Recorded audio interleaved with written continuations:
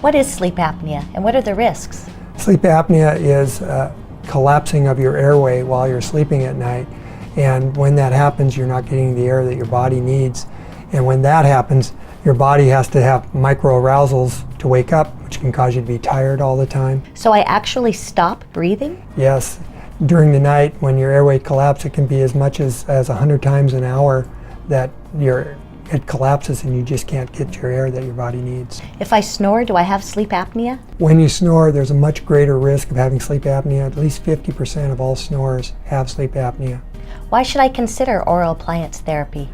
Oral appliance therapy is an excellent way to be able to enlarge your airway so that it doesn't collapse while you sleep. It also will decrease the amount of snoring that you have. There are numerous appliances that can do that. What they do is moving your lower jaw forward, and by doing that, it opens the airway, and when your airway's open, you can breathe better. They allow you to open and close, and when you're opening and closing, you have freedom of what you want to do with your mouth, and it gives more room for the air to pass through. Is this like a CPAP machine? This works in a much different way than CPAP. CPAP works like if you're blowing up a balloon, it keeps your airway enlarged that way. With oral appliances, they're much more portable. You don't have to be tethered down to anything. You are able to travel more easily with them, and many people have very good success with the use of oral appliance therapy. What general steps do you recommend for treatment?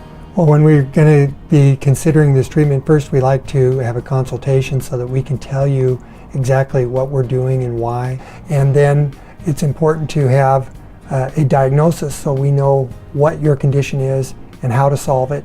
And then we'll do an exam and take records for making the oral appliance. And with that, we'll be able to give it to you and then do follow-up appointments to make sure that it's being used to its optimum. So will I need a sleep test? Yes, we need to have that so that we know what your condition is. We need a diagnosis. And with the diagnosis, we'll know what type of treatment you need and how best to perform it. What are some of the side effects? As with any sort of treatment, there are potential for side effects. With oral appliance therapy, there's a bunch of minor ones like excess salivation or dry mouth. And there's a couple that are major, like jaw repositioning, and we do everything we can to prevent that. We're very aware of it and very aware of what we need to do to prevent it. Are oral appliances covered by insurance? Typically there is coverage through medical insurance on this treatment.